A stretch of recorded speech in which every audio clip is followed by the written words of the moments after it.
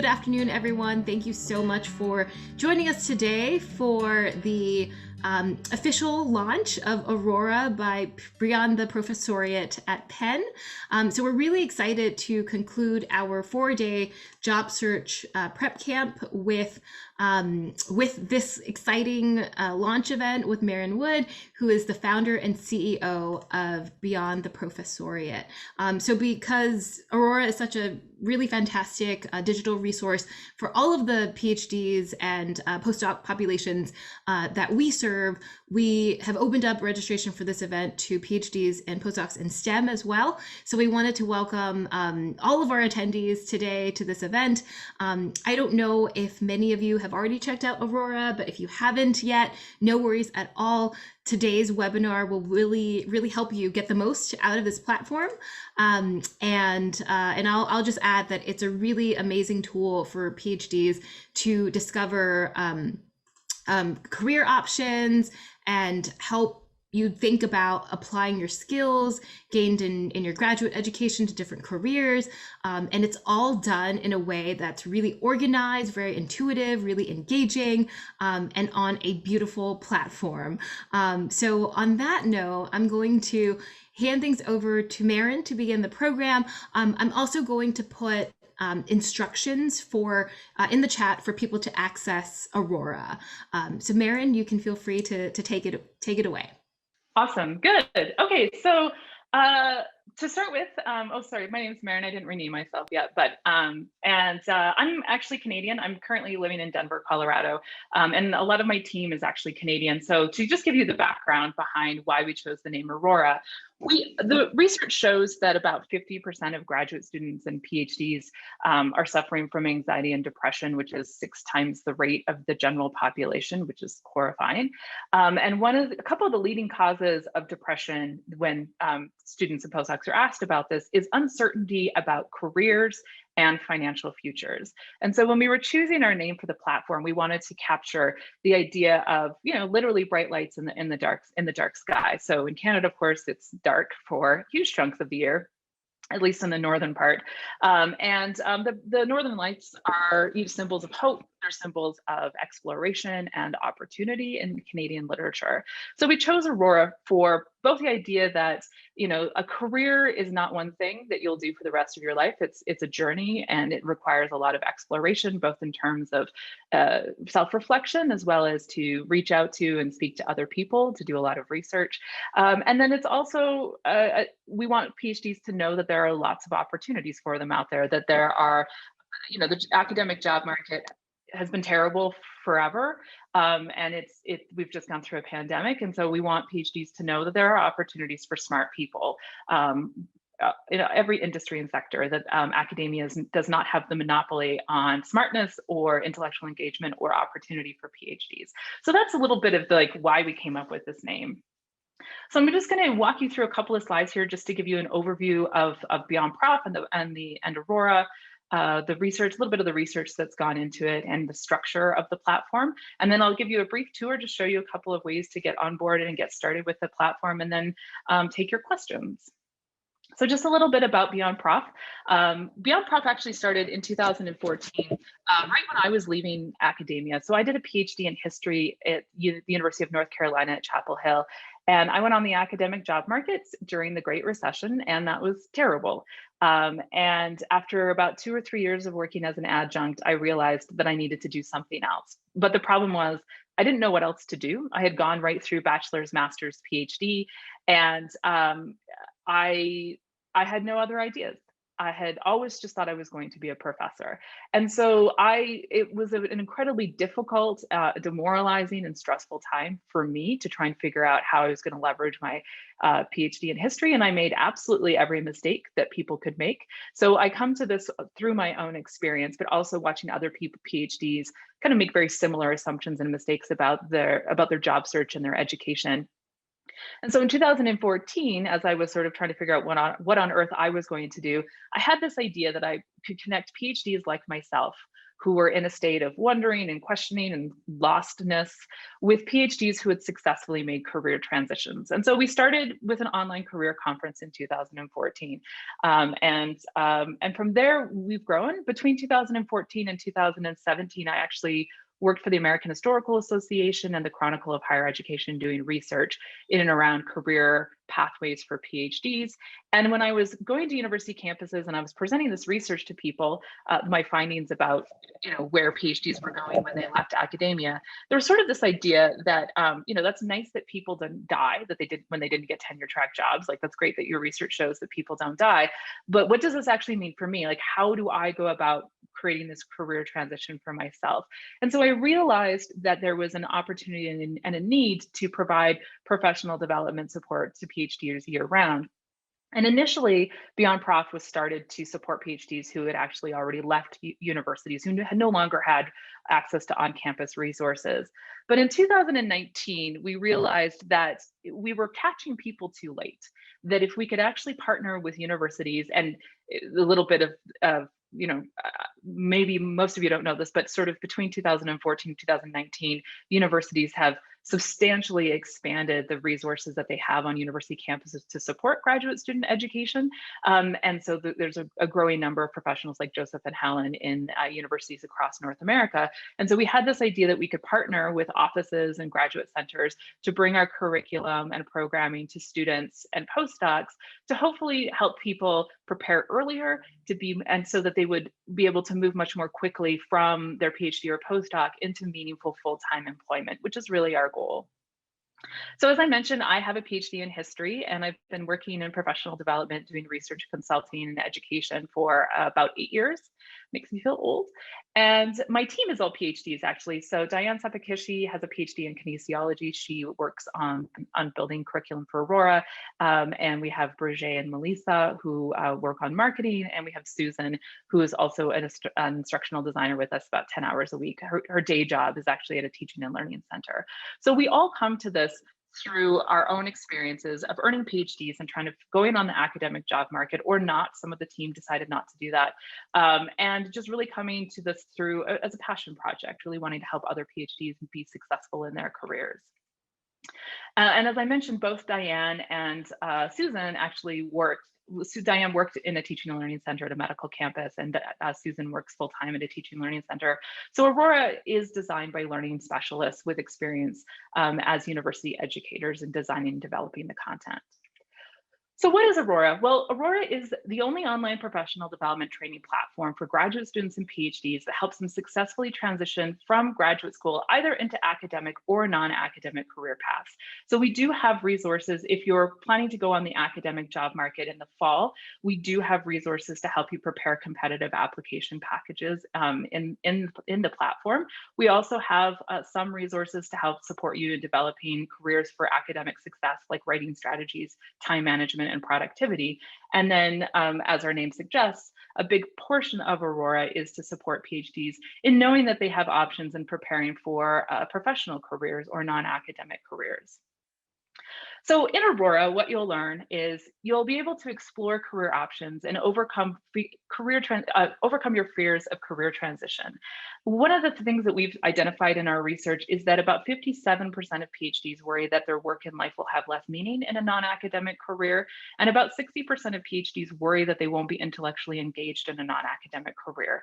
And so Aurora is designed to help you overcome those concerns by allowing you to listen to the career stories of about 200 PhDs right now in the platform, and we're adding more this year, but to really help you think about, like, hear from real PhDs that they're happy and that they are intellectually engaged, and give you a sense of just the incredible range of opportunities that are available to people in today's creative economy.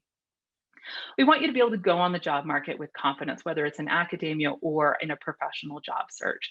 And so we've developed a framework for career transition through our research. There's 4 stages, and I'll talk a little bit more about that. But then also making sure that you understand the framework for putting together academic application packages and being confident in going on the academic job market if that's what you decide to do. We want you to be able to learn and the foundations of a successful job search. So you'll gain that knowledge of like, what do you actually need to do? How do you prepare? How do you do research? How are these documents designed and put together? How do you do networking? How do you find a career that would be meaningful to you? And then we also, to help students get oriented, because there's a lot of content in the platform, we do monthly webinars where we pick a topic. So we just did LinkedIn this past week. And next month, Dan Olsenbang from Syracuse University is going to come and talk about what you need to know if you're going on the academic job market. So every month in Aurora, we talk about a particular topic or problem. So you can come and attend that event, and then we'll share with you additional resources that will help you overcome that problem. So make sure you're coming to the free events. And then we want you to be successful. So you'll access our research-informed curriculum, which we've developed through years of research. So there's different features in Aurora to help you. So as I mentioned, we do the live webinars. And for those of you that maybe have come to our conferences, you can come to those in Aurora. We've just added a new Zoom feature, Zoom plugin feature, which we're excited about. There are instructional how-to videos. We have programs of study for academic or professional careers. You can earn certifications of completion. So either for the academic careers, or probably more interest would be for the professional careers programs of study. So you can actually earn certification and put that on your LinkedIn profile through Aurora. We have a very unique video library. As I mentioned, there's 200 PhDs from all different academic disciplines. And so you can really kind of explore and listen and learn and consider what you'd like to try next. Diane has been working very hard to build workbooks and worksheets to help you apply what you're learning to your own job search. So we really want to make this structured and guided, so you're not thinking like, what do I have to do next? A lot of PhDs skip steps, right? They'll go on the professional job market and they'll sit down and just start writing resumes without doing proper research, without understanding that submitting resumes to online job postings is essentially a waste of time. And so they end up getting very frustrated on their job search because they're unsuccessful. And so the workbooks and worksheets, as well as these how-to seminars, are really designed to help you break down the process so that you're not skipping steps, and so that you're setting yourself up for career success. And the same with the faculty job market. We want to make sure that as you're preparing and planning to go on the academic job market, you have a structured, guided approach so that you can be confident that you are prepared and that you have all your ducks in a row before you go on the job market. Yes. Okay, so let me talk about the 4 stages of PhD career transition and the 4 stages of PhD career transition inform the curriculum that you'll find in Aurora. So we have one course to move you through the first 3 stages of the career transition. We don't have one for the builder stage, and I'll tell you why next. So the first stage that PhDs go through when they're beginning their career transition is what we call the discovery stage. And what we want you to do is shift your relationship to your education. So rather than thinking of yourself as a historian, anthropologist, biologist, you need to think about yourself as a very smart, creative person who developed a range of skills to become an expert in your field. But for most of us, that expertise isn't actually going to be marketable. You know, like I did a PhD in early American gender and sexuality studies. Like no one's on LinkedIn hoping to find that person, but they are hoping to find someone who's passionate about communication and storytelling, who can write and do strategic thinking, who's a problem solver, who can put things into context, which is basically what historians do. So as a historian, I developed a lot of skills that are actually in demand, but I need to sort of rethink my relationship to my education and training in order to open up opportunities rather than just limiting my focus to just jobs that require a history PhD, which like there aren't any. But there are lots of jobs for a person with my values and talents and interests. And so that's what we want to help you do at the discovery stage. We call it an optimal career pathway. So this takes into what you do, what you love, and what the world will pay you money to do. And if you focus on your optimal career pathway, then you'll be able to, it'll be a metric by which you can measure opportunities. So the pathway isn't one thing you're going to do for the rest of your life. It's a metric of what you value, what motivates you, what energizes you, and what your most marketable skills are. So that then you can move into the research stage. And what you want to do at the research stage is evaluate possible careers that align with your skills, interests, and values. And through this process, through this course of evaluate your opportunities, you'll learn successful job search strategies. Now, oftentimes when I talk to PhDs, they're thinking about like 3 or 4 careers, like maybe I'll do grant writing or project management or digital marketing, and that's great. The problem is you can't be all the things to all the people. Professional jobs, just like academic jobs, are highly specialized. They have technical knowledge, and you'll probably need to read yourself into a new career field. And so you can't do that for grant writing and project management and digital marketing. You're going to need to choose one. So at the research stage, you're just going to gather information about career pathways. Some of them you probably haven't even really heard of, or maybe you vaguely have heard of, but through informational interviews, you're going to gather information and evaluate that information in order to choose what career you'd like to try next with your PhD. And then you'll implement a proven job search strategy. So our research shows that the best job search are laser focused on landing an opportunity in one career field. And the implementation stage, just in case you're wondering, like, this seems like a lot of work. It is. You should probably 30 days in know your options, 60 days in evaluate your opportunities. And then finding a job right now takes at least 6 months. So you'll be networking and you'll be trying to get contract work or doing different kinds of opportunities, but you should expect to spend about 6 months actually actively job searching once you've chosen the career you'd like to try next. And the builder stage is when you've landed your opportunity. And so chances are you've graduated, you no longer have access to Aurora on your campus, but you're going to continue to build and evaluate your career. And one of the things that people get nervous about in the implementation stage is like, well, what happens if I make a wrong choice? And the answer is people do that all the time. People think like, oh, I want to try grant writing. Melissa, who's my digital marketer, she was in fundraising at the Red Cross and she didn't really like it. And so that was her first job out of her PhD. And so she, came back, evaluated what she wanted to do. And there's tons of opportunities in digital marketing. So she reinvented herself and started applying for digital marketing positions. So you don't have to worry that the job that you choose will be the job you do for the rest of your life. What you need is experiential learning. You need to get out there, get into the professional workspace, gathering more information about like, what kind of manager do you like? Do you want to work at a big company, a small company? Do you actually like nonprofits? Would you rather be at a startup? Do you want to work at the government? These are questions that you can't really know for sure until you're actually working in those spaces. So that's why it's really important to remember that there is this fourth stage of building the career once you've graduated and landed your first opportunity. So we do have the academic careers, as I mentioned. We don't necessarily have a framework that we've developed through this, but we do want you to be able to build strategies for success. So in Aurora, you can learn proven strategies to help you navigate graduate school, complete your program, and build a foundation for a successful career through workshops in our academic career success program of study. And you'll be able to apply with confidence when you're through the completion of our academic job market prep courses. So we have one for faculty job search for STEM, and we have one for faculty job search for humanities and social science PhDs. All right, so that's now let me actually take you in and show you the platform. Stop share. And if there's any questions, Helen, before I actually get you into the platform. There's some chat. So I'm not seeing any questions so far. Awesome. But yes, I would encourage people to please feel free to put your questions into the chat and we'll keep monitoring that. Yeah. So you'll head over to institutions.beyondprof.com and you'll choose University of Pennsylvania from the drop-down menu. And we use single sign-on technology. So if you're already logged into Penn system, you might actually just get redirected right to Aurora, or you might have to sign in with your net ID or whatever the version is at Penn. And then you'll land here on the welcome page to Aurora.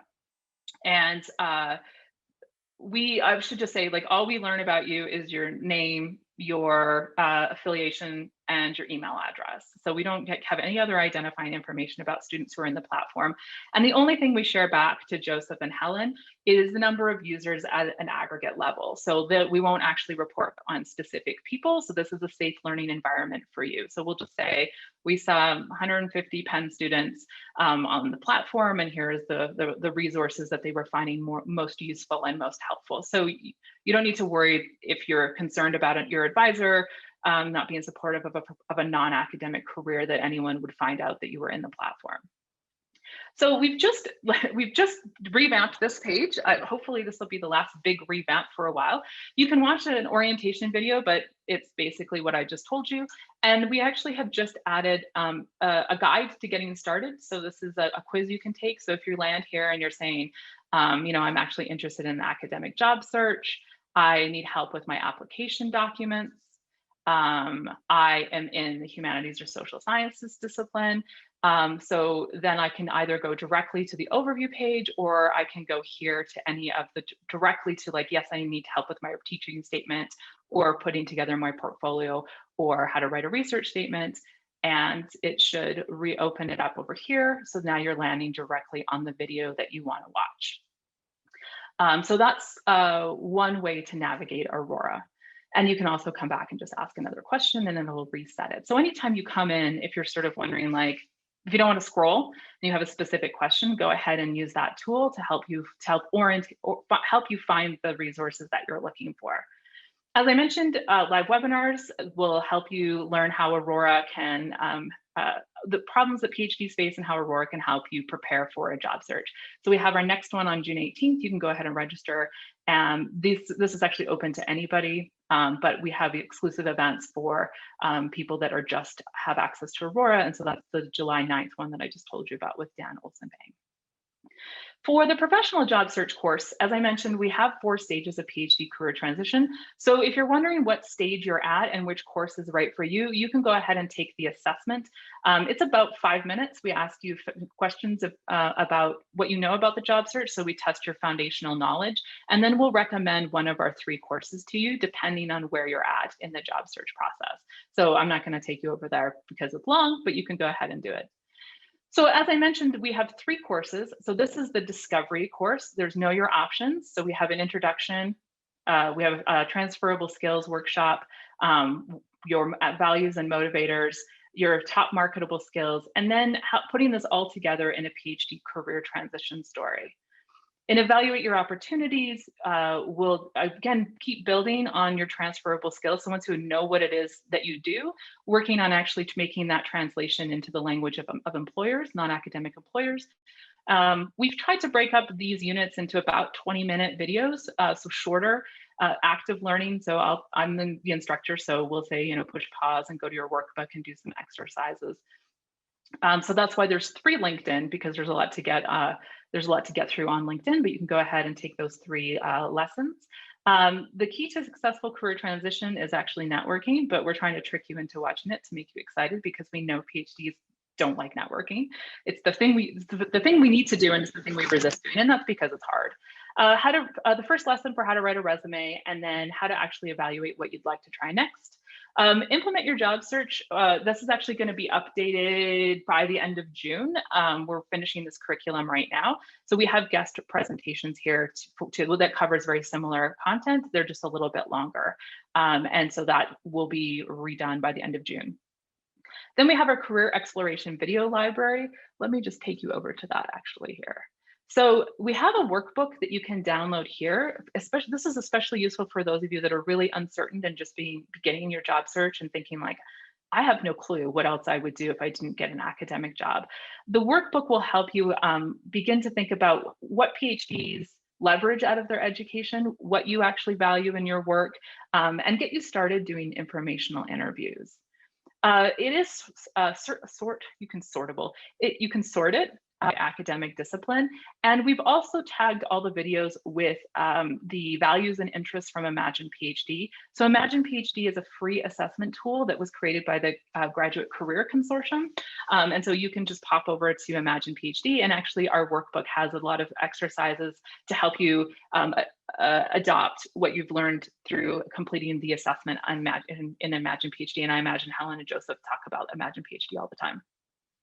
And so, yeah, you can go ahead and then click on a video and come over here. And if you don't want to do a full workbook, we actually have put all the questions and exercises in our fun Take Notes widget. And so you can go ahead here and just sort of type while you listen. And then you can go ahead and just print or save these directly to your desktop. So just know you don't have to work through the workbook, but if you don't want to, although you should, because it's great.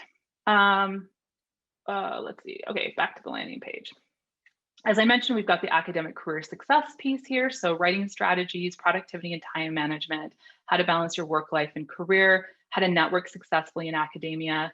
how to get your paper published in STEM. If you're thinking about translating, if you're thinking about publishing your dissertation into a first book, we had David Congdon come from the University of Kansas Press to talk about how to do that. We have resources to help you with your grant applications. And if you're thinking about applying for a postdoc, a webinar to help you get started on that. And then the faculty job market is actually broken into a couple of different sections. The first section is actually how to rate the application, your application materials. So all the things you'd expect: teaching statement, teaching portfolio, research statement, diversity statement.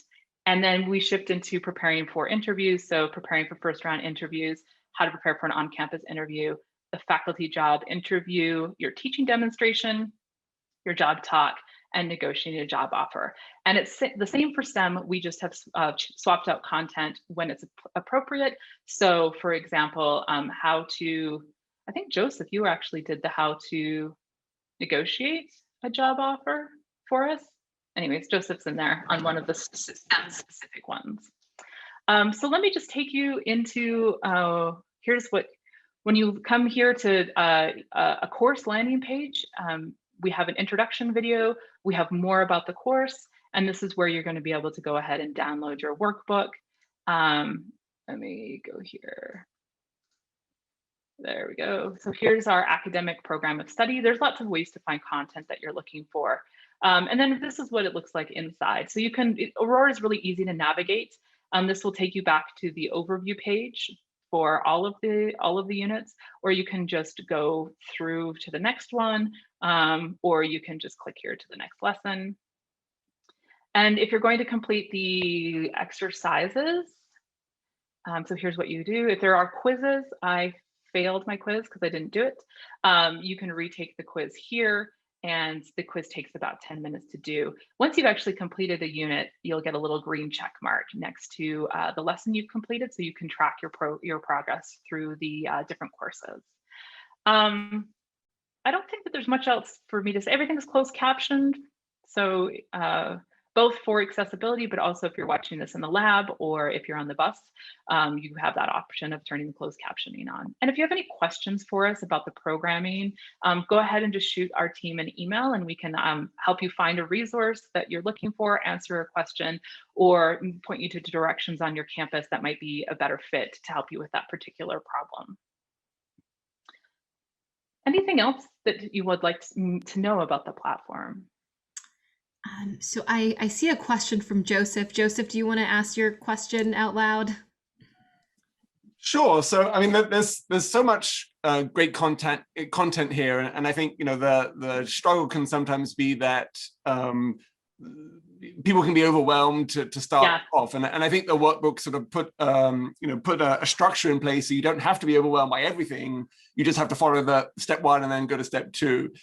In your experience with people using the site, where do you think students have struggled the most to sort of take on board some of the content and the advice, and what advice do you have to help people sort of lower the activation barrier to sort of start this process, or navigate through some of those challenges?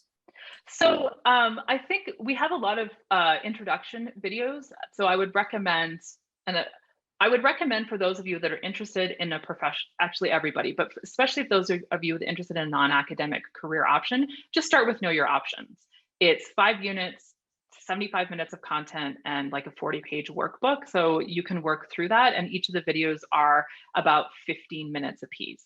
So if you're just thinking about your career options, and if you're going on the academic job market, I would also recommend that you do know your options, because knowing you have options is empowering. If you don't land an academic job, or if you get an academic job that's a poor fit, you'll be able to actually evaluate that academic opportunity based on your optimal career path and know what other opportunities are available to you. So everyone should start with Know Your Options, and go through the courses in order, because we have designed the curriculum to build on each other. So if you come down, for example, and you're like, I don't care, I just want to start writing my LinkedIn profile, you actually can't write your LinkedIn profile until you've completed Know Your Options, because you need to be able to talk about your skills and your values and your interests in your LinkedIn profile. So that's where I think people get tripped up is they'll come and they'll just think, I just need to write my resume and I'm just going to focus on this one piece, without understanding that actually in order to get to lesson 7 in the second course, you should actually complete all the other lessons prior to doing that. So that would be my recommendation. For the academic career success, the faculty job market, the first lesson here, how to decide when to go on the academic job market, is awesome. So it will help you understand the timeline for going on the academic job market, how much time you're going to need to have during your academic year, and what you need to have ready before you actually even begin the process. So again, I wouldn't skip that lesson and just go to writing my teaching statement. Really evaluate your readiness to go, and then use the workbooks. If you evaluate your where you're at, and you decide that you're actually not ready to go on the academic job market, then the workbooks and the additional lessons will help you prepare for that.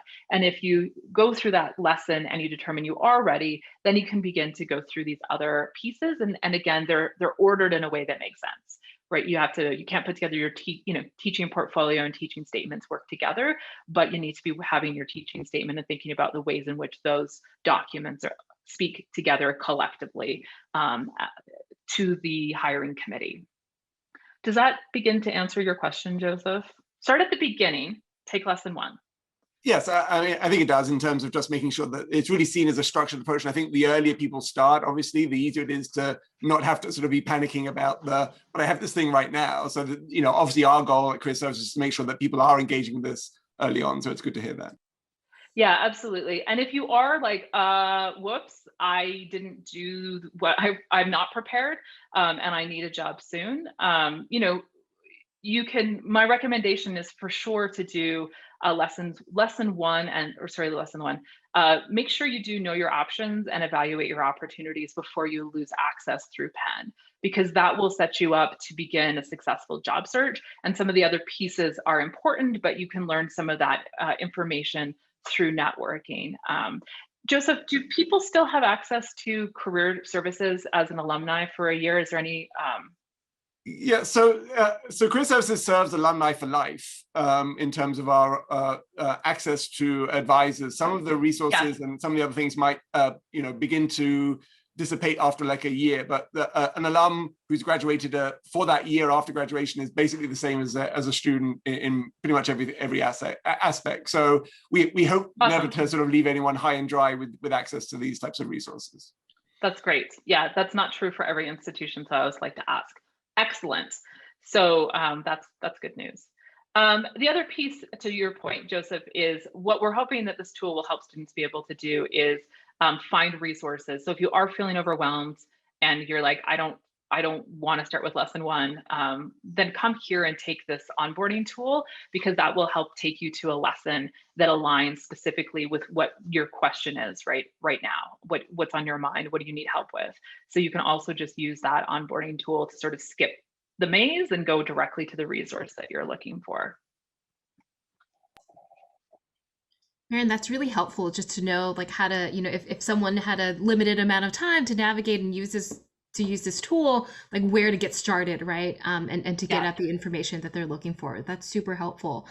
There are a couple of other questions in the chat. So I'll go with the first one. The question is, do the Implement videos offer advice on navigating job posting sites? So we talk about that. I'll be talking more about that in the curriculum that we're putting together, but what you'll learn through know your options and evaluate your opportunities is you should treat those as places for research, but submitting resumes to online job postings is an incredible waste of time. Most jobs are never posted, right? I think the estimate is about 70%, and 80% of jobs are actually filled through referral and networking. So when you see a job board on like Indeed or Glassdoor or LinkedIn or Ladder, they're going to receive like 300 applications, and they're going to be using ATS, application tracking systems, which are difficult to jump through if you don't have direct linear work experience. And even in those cases, when people are applying for those positions that are going to be mostly at large companies, there is going to be many companies have internal referral systems where applicants who have connections or have spoken to people in those organizations will be able to put that information into the ATS.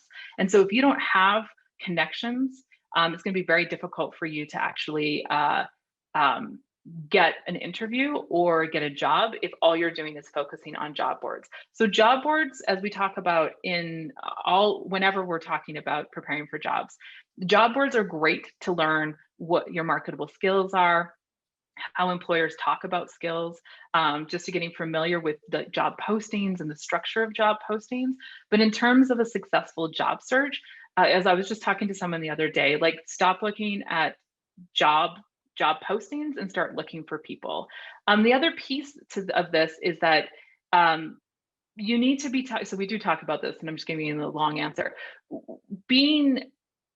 When you're doing informational interviews and you're talking to people who have the jobs that you're interested in or the jobs you want, they'll also be able to help you decode job ads. They'll also be able to answer questions that job ads never tell you, which is like, what is the interview process like? How do candidates trip themselves up? How do you evaluate skills? Do I need a portfolio? If I see this particular technical knowledge listed or this tool listed, is that a deal breaker? Do I need to know that? Do I need to get experience? So you need the guidance of people always through your job search. And then when you're connected to people who work at organizations of interest and job opportunities come up, well, now you have the person who can help you understand, like, is this a real job posting? Like, is there an internal candidate? Are they going to hire like the CEO's brother-in-law for this job? Or they can say, hey, this job came up, Helen, I think it'd be a really good fit. I'm going to let HR know to expect your application. And the other piece of this is that if you go through an ATS and you fail, like you don't get through, but the hiring manager is expecting your resume and cover letter, they can actually ask to have it sent over to them. So you always need those personal connections and referrals in order to be successful in your job search. And we do talk about that. Yeah. Great. Thank you. Thank you so much. So there are two other questions. So one is, does Know Your Options cover everyone from social science PhDs to engineering and the physical sciences? Yes, absolutely. So the curriculum is designed for PhDs in every discipline because our challenge is the same, which is shifting our relationship to our education to recognize what our skills are, what our values are, and our motivators. So the skills will be very different for PhDs in any kind of STEM discipline versus humanities and social sciences, but they'll also be different within a specific career field, and the values and the interests will also be different for people. So Helen and I might have studied history for various different reasons, right? If you ask 10 historians why they study their subject matter, you'll get 10 different kinds of answers. So the curriculum is designed for the person.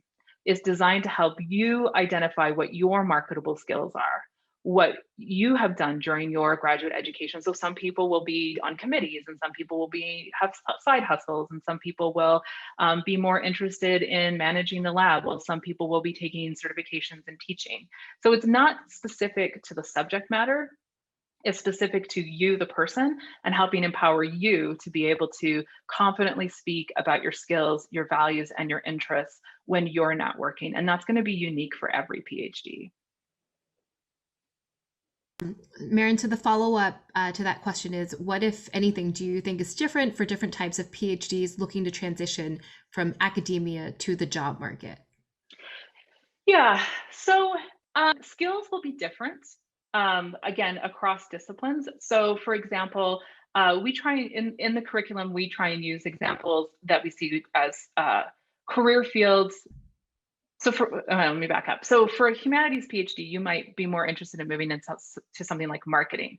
It's usually a better alignment for our skills, storytelling, narrative, but that wouldn't exclude somebody from STEM who's also interested in marketing, who has those particular career fields. A humanities PhD might not necessarily be able to go do data science, although we use that as an example all the time because STEM PhDs are moving into data science. And then I say that, and I can mention like 3 PhDs in the humanities who've gone to data science boot camp because they actually like learning languages. So a STEM PhD is interested in data, and a humanities PhD out of classics who's learned Latin and Greek might actually be interested in learning Java. So like there's different interests and there's different skills depending on the different the person that doesn't necessarily align very neatly with humanities, social sciences, and STEM. That being said, there are for STEM PhDs more direct lines into industry. So certainly out of biological life sciences, if you're moving into pharmaceutical companies, there's a little bit more of a direct pipeline for PhDs who are coming out of that discipline than there is for people coming out of the humanities and social sciences. Our PhDs and our subject matter expertise is a little less applicable than someone who's coming out of biological life sciences who's then going into pharmaceutical companies. That being said, you know, a lot of people also end up in like sales and marketing and project management, and they come from every discipline.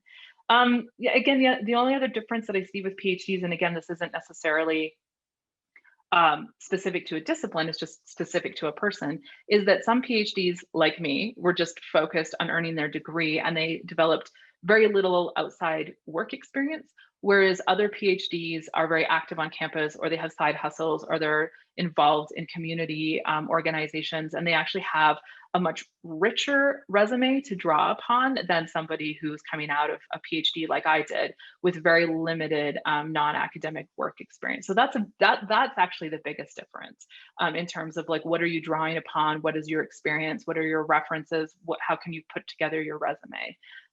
So again, we don't really see differences so much, and that's partly because the professional workforce isn't structured the way that academia is, right? There aren't jobs just for humanities PhDs. There's jobs for people who like communicating. There aren't jobs just for STEM PhDs. There's jobs for people who like strategic thinking and using large data sets to solve problems. So the world outside of academia is structured very differently than it is in the academy. Great. Thank you for that answer. So another question in the chat is, do you recommend that students work individually or in groups on this approach? Is a cohort approach effective going through the different stages? Fantastic question. We actually have a workbook that we can send you. We often will talk about that in our live events that Diane has created. It's a cohort program. So if you're interested in working through the Know Your Options or Evaluate Your Opportunities as a cohort, email me, because Diane has a whole template from like introductory emails to discussion questions that you can use in addition to the workbook to help you organize a group and get people involved on your campus. So that's fantastic. And job searching is better in groups. And that there's actually science behind that. We will actually be starting to do cohorts in September. So if you want to do it on a Penn campus with people in your department, you can certainly do that on your own. So what we will be doing is starting, you can start on the 1st of September for Know Your Options and work through the workbook and the videos, and then come to a discussion section that will be run by a BeyondProf team. We'll have one for humanities, social sciences, and one for STEM. And you'll be able to like just ask us questions and do discussion groups with people who are working through the program at the same time. And then once you complete Know Your Options, we will invite you to come and participate in subsequent cohorts. So to join Evaluate Your Opportunities or implement a job search will require that you've completed the previous course and that you have that certification. So that's going to start September 1st. That's really great. Can I just ask a clarifying question on that? So these cohorts are basically run through individual institutions, right? So it's not all of the institutions together. We will run them. No, we will have to run for us running them. We will be running them for everybody all together. So it will be open to anybody. If you just want to run one with your own lab or your own like department or just friends that you have, then we can actually just send you the materials. This is like you, Helen, or you, anyone who's attending, and we will send you the materials so that you can do this yourself. Yeah, so there'll be two options. Great, yeah. Wonderful. Let's see. Okay, so there are more questions. There's a question here about how are these lessons specific to PhD graduates as opposed to general job search best practices? So through our research, we've identified that there are Challenges that are specific to PhDs. We like to think about this as an iceberg. So there are the obvious challenges, which is like there's just not enough jobs for all the talented people. And then there are below the surface challenges that are specific to PhDs. Those are concerns about intellectual life. There are concerns about whether or not people will be happy in a non-academic career. The academic job market and the academic world is very different from professional work. So there is a transition in terms of culture, in terms of structure, in terms of work environments that is a specific career transition challenge for PhDs.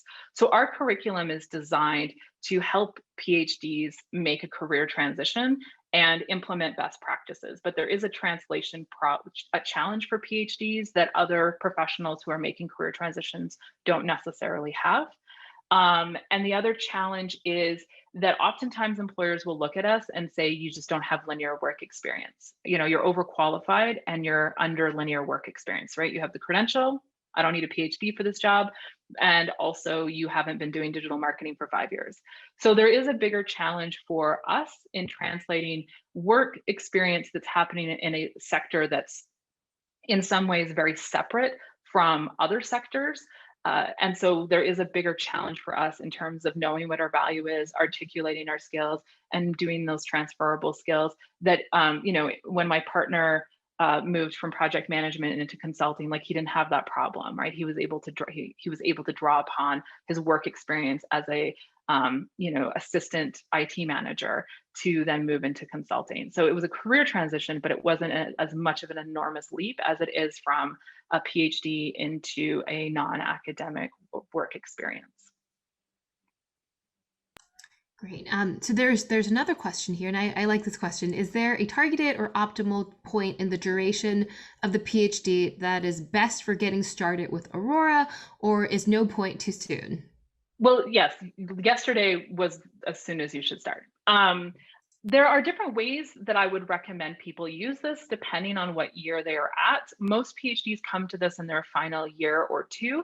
If you're early on in your PhD career, just in your academic career, start with the discovery stage, and so do know your options, and then also do evaluate your opportunities, because what you want to do is if you decide that you really want to go into UX research, for example, and you're doing your PhD in anthropology, then you can be smart about how you spend the next 3, 4, 5 years in making sure that you have work experience that you can then translate, right? You don't have to spend as much time translating. You'll be like, okay, so in UX research, they talk about needs assessments.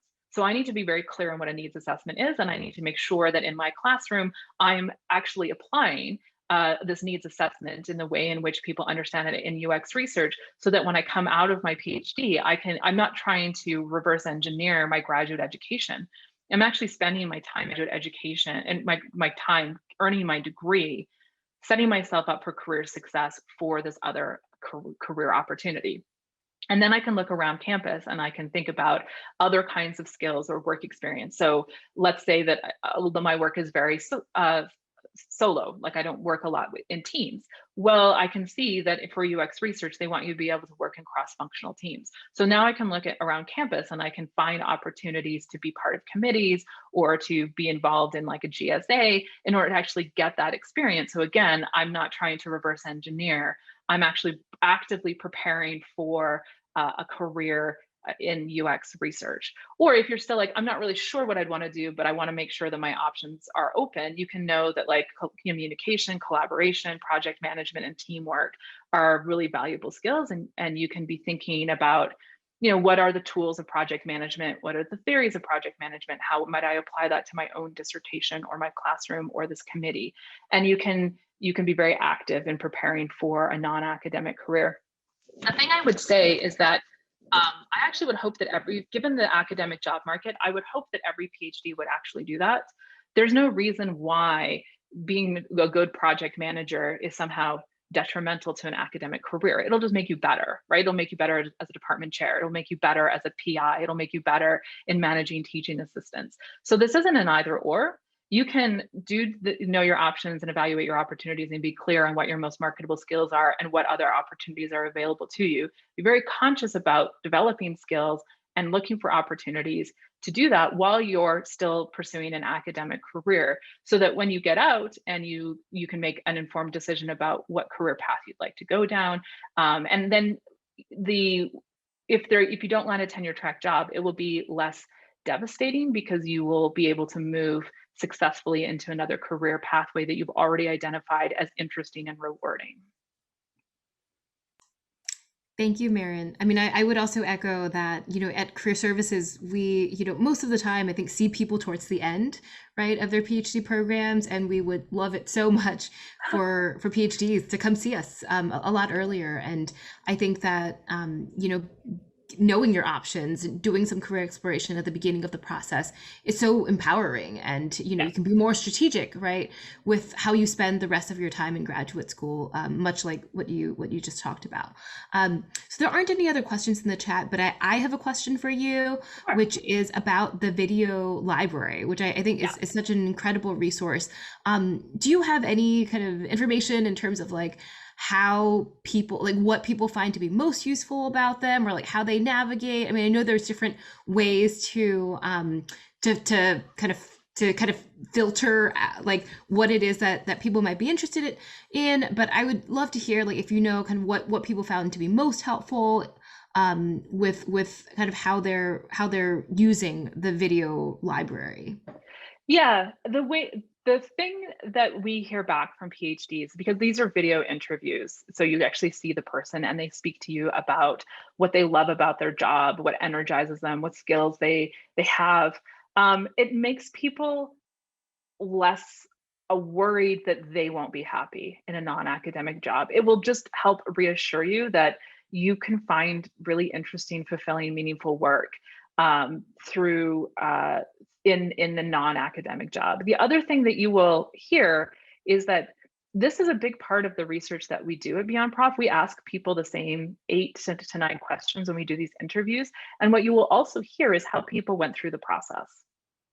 So the process that we've developed actually comes through these interviews that we've done, and you'll hear how people actually have moved through like the discovery stage, the research stage, and then how long it took them to find a job, how they were feeding themselves while they were job searching. So, and you'll also hear the journey, right?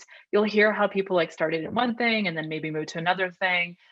And so it helps you understand what a professional career looks like. It helps you gain confidence that there are jobs out there for smart people like you. And it also tells you how people actually go about the job search. And then when you listen to these, it sounds very serendipity, right? They're like, I spoke to so-and-so who referred me to so-and-so, and then I got this opportunity and it led to this. But that's actually the process, right? They actually went out and they networked and they met people and they found opportunities. So you'll actually hear how job searching works. All of those 200 PhDs that we've interviewed, or the PhDs that we showcase in our conference, there's nothing special about them. They just put in the work in order to career transition. And so you just need to remember that it will take time. It is challenging, but it is also possible. And so you can do hard things. You know how to put the time in, and you know how to do research and read yourself into fields. So you have the skills for a successful career transition.